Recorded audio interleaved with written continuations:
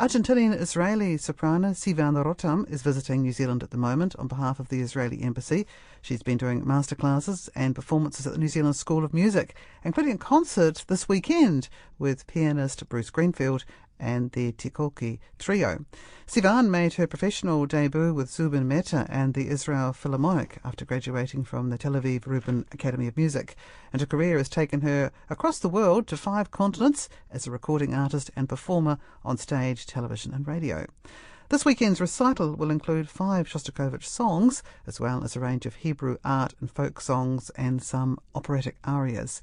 Sivan Rotem is our guest in the studio now. Welcome to New Zealand, Sivan. Thank you very much. Where did the invitation come from for you to visit the New Zealand School of Music? Who asked you?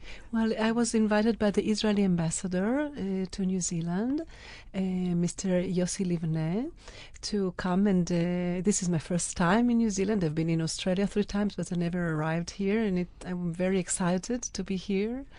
You did a masterclass yesterday with some of the New Zealand School of Music singers. That's true, yes. I enjoyed them very much. Wonderful young singers, 4 ladies. We worked on various opera arias. They were very flexible, very quick, and we did wonderful things together. It was very joyful. So do you enjoy those masterclasses? A chance Yes. to just spend an hour or 2 with some performers? Yes, and see, because sometimes you have the opportunity that things that are being taught by teachers sometimes are heard better by somebody else that comes from abroad or comes, like a foreigner, and things can change sometimes very quickly. So what sort of things did you work on with them? We worked, on the technique. We worked on the interpretation a lot, because sometimes interpretation helps the technique, and some of these problems can be resolved through the interpretation, and it's very important, which means the musical and the soul and the heart and what it is all about. So when they get into these places, some miracles happen, It is very, very interesting, this process of teaching and of learning, singing in general, because we cannot see the vocal cords, but we still have to, visualize things. So we try our best to do things that can help the younger singers. Interpretation. So if you think more about what you're singing about, you say, it helps to Exactly. perhaps stop you worrying so much about how Exactly. you achieve the result. That's correct, yes. And the moment that you are touched as a singer, so you can touch others. You see, it is very, very important to understand each word that you are saying and to try to figure what you could do in such situation if it were you see. I find it really, it's very, very exciting to see this process of teaching and learning. So you teach in Israel? Yes, I teach too, but I mostly perform, so I don't have much time for teaching, but I have some private lessons, private students that I teach, yes. What's the level of performance like, though, in Israel with the people that you're working with? Are they're professionals, or they're on the way to becoming professionals? They're on the way to becoming professionals, yes. In Israel we have, although it is a small country, we are 6 million people, or a little bit more than that, but we have a lot of musical activity going on. We have a new Israeli opera that works in Tel Aviv, and we have about 7 or 8 wonderful orchestras, both symphony orchestras. Of course, the Israeli Philharmonic under Zubin Mehta is well known all over the world, and we have other symphony orchestras and also chamber orchestras. So there are lots of opportunities for young singers there, as well as chamber music series that are done all over the country. People like the arts, and there is a lot of public for this. So it is really wonderful to see it. So this new opera company, how long has that been going? Well, it is not so new anymore, but they call themselves the New Israeli Opera, because there used to be an old Israeli opera many years ago when Placido Domingo started singing, I don't know if you know this, but he started in Israel, which is quite a curiosity. But this opera was inaugurated in 1986, something like that. So it is not that new anymore, but it is like the new one for us. And do you perform there? Yes. So tell me about the last thing you did, so I get an idea about the sort of repertoire they sing. I did several things with them. I did Werther, and I did Così fan tutte, and I did Le nozze di Figaro. I did their Faust. I did their also Orfeo and Euridice. So, varied repertoire. And the crowds, the audiences are very enthusiastic? They are very enthusiastic, yes, and we usually have about 6 to 7 performances of each opera that are being done there at the center, at the opera. Do they tend to bring in international directors or to use people from Israel? Lots of international directors and conductors and singers from all over the world. Yes, it is an international company. Yeah, so who was the last exciting director you worked with? Oh, I worked with a wonderful French conductor whose name is Emmanuel Joël, and he was really magnificent, but there are many others that are being invited there, and it is, a wonderful opportunity because the musical language is international, so you get to meet so many people and to exchange views of way of performing things, which is really, it's very enlightening. It is very important for us to have this exchange of culture. That's right. I mean, I guess cultural exchange kind of makes up for the fact that politically it's always a more difficult conversation. You know what I mean? Yes, of course. So through culture we can achieve a lot of things, and I feel really that I'm a kind of ambassador of Israel, in a nicer and happier way, because when you bring your music, and I usually tend to offer in my recitals Israeli and Israel's diaspora songs in Ladino and in Yiddish, so this is something that it is, it comes from one heart to the other, and this is a way of really telling about our country and our culture through these concerts, and I'm very happy to do so. You've got a concert today, I've got a concert today. For this Israel National Day today? Exactly, yes, I've got a concert today. This is for the Israel Independence Day, and we have another public concert on Sunday. Oh, so this was an invitation one tonight? Yes. This is for invitations only tonight. So it'll be pretty much an Israeli audience. And I think most of the people will be ambassadors from other countries that our Israeli ambassador invites, yes, for such occasion. This is what it is usually done. Yes, that the country that is having its Independence Day, so invites other ambassadors from all over the world to join this celebration. And that's why they've invited you. Exactly, to sing for this, yes, I'm occasion. Talking to Sivan Rotem, who's in New Zealand, as she said, to perform tonight for Israeli National Day.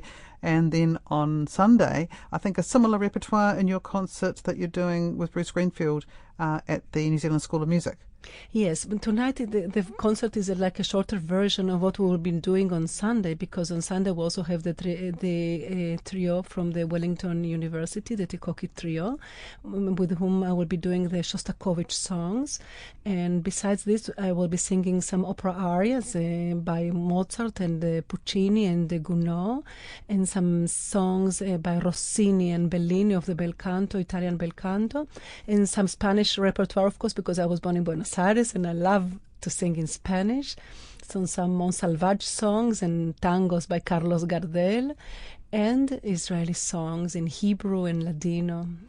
So what's your first language, Sivan? What did you learn to speak as a young girl? Well, as I was born in Buenos Aires, so my first language is actually Spanish, and this is why I always look for the opportunity to sing in Spanish. But I moved to Israel when I was very young. I was 7 years old, and I moved with my parents and 2 older sisters to a kibbutz in Israel. I don't know if people know what kibbutz is. Oh, yes, we remember the kibbutzes. Yes. Well, there was a real interest, wasn't there, in that different style of living. It was more communal style, based around a sort of a centre. What was it like as a young Argentinian girl to go to a kibbutz? To tell you the truth, it was not very easy, because I came from, a nice home, a nice family in Buenos Aires, and very guarded, and then suddenly I had to share my life with 20 other kids, So it was very hard for me at the beginning. It was a cultural change, very, very big change.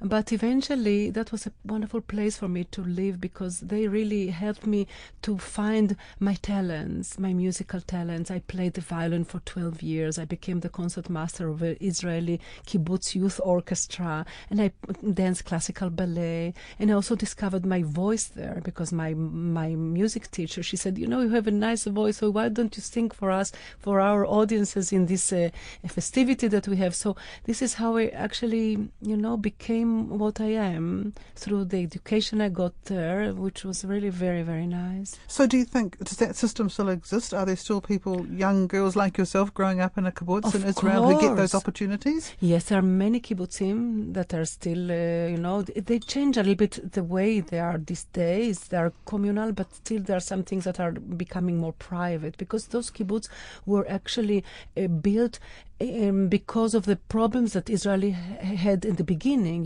People had to find work, and they had to put the children somewhere, so they had to put these people in a kind of children's house in order to be able to free themselves and support their families.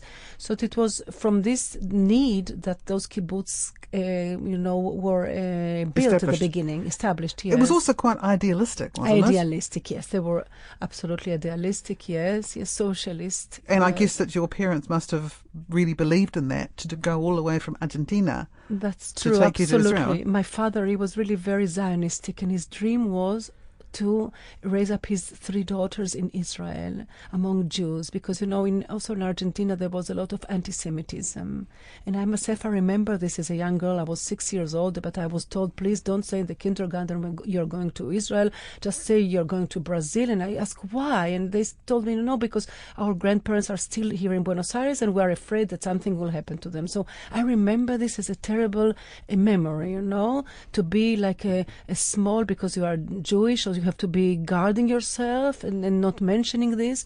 And for my father, that was his dream, to be able to live freely among Jewish people in the Jewish nation. And this was like his mission, his mission of life for him. And did he ever go back to Argentina?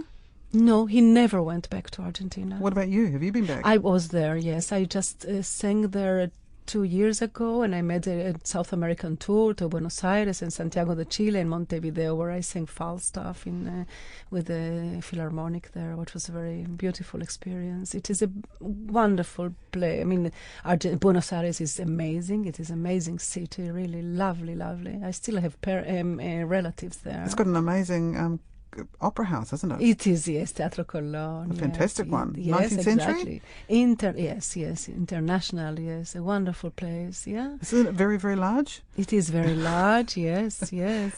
So I think that this is a wonderful place, but still, these are my memories as a young child, So for me, I am very happy that I live in Israel, and I'm invited to sing in so many places around the world. It is really lovely.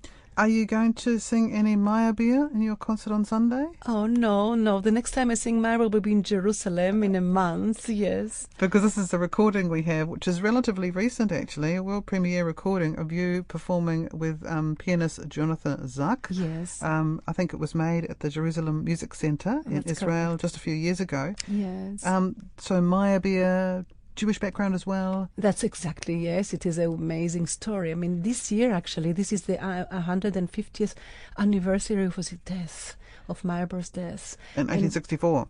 Yes, and we have this story about him and Richard Wagner, of course, that he helped him so much. And Richard Wagner, after a while, he came out with these terrible, writings about the Jews in arts and their inability to write music. And he put it together, Meyerbeer and Mendelssohn and wonderful other composers, which is quite amazing.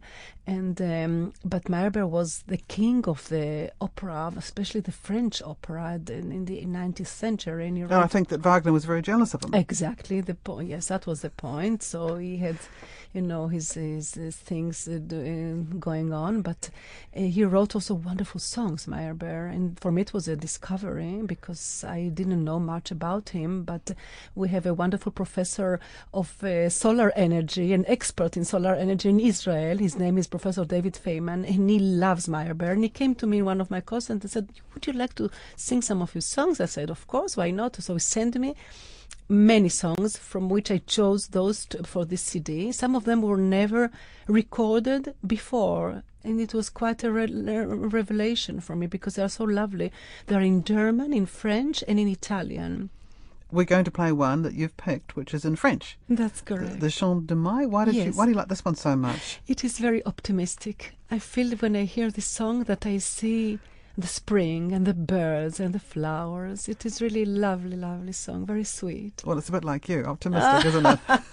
Thank When you come in wearing yellow, that's an optimistic colour if ever I it's saw one. true. It's beautiful. And look, enjoy Thanks. yourself here. I hope you have a lovely time with Takogi Trio and, of course, Bruce Greenfield. Yes, thank you. He's a wonderful accompanist, a wonderful man. I enjoy him very much. Great sense of humour. Yes, a wonderful sense of humour. That's Well, thank correct. you very much, Sivan. Very nice to meet you. Thank you, Eva. Thank And you we're very going to much. hear the recording, the world premiere recording that Sivan did just a few years ago. Jonathan Zacks, her accompanist here, and this is Meyerbeer's song, Chant de Mai.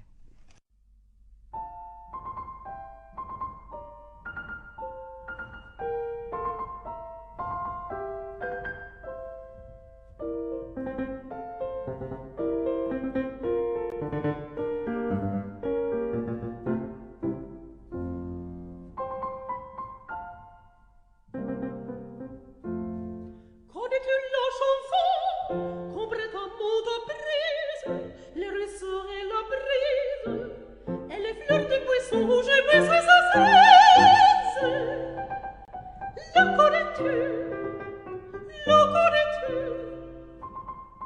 Le soleil, je n'ai pas entre sa couronne, l'a dit mieux que personne. Et le petit oiseau dans son nid la fredonne, et le petit oiseau dans son nid la fredonne, la fredonne, la fredonne.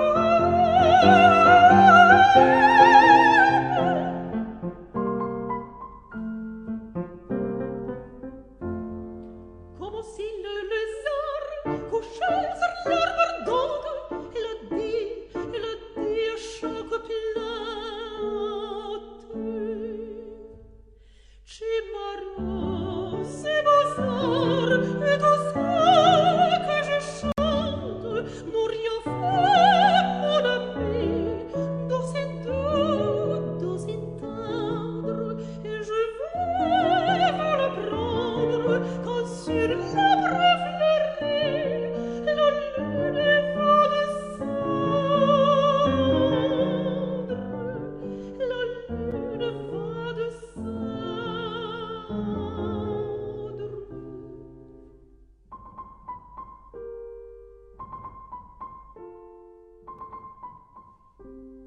Vous la saurez bientôt, et pour toute la vie, si je vous la confie, elle n'a qu'un seul mot, qu'un son, qu'une harmonie, et c'est moi, c'est amour, amour, amour, amour, amour, c'est moi, c'est amour, amour, amour.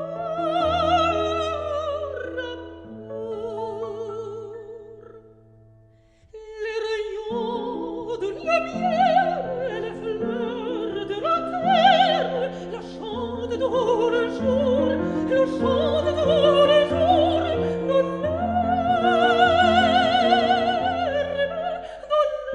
printanière.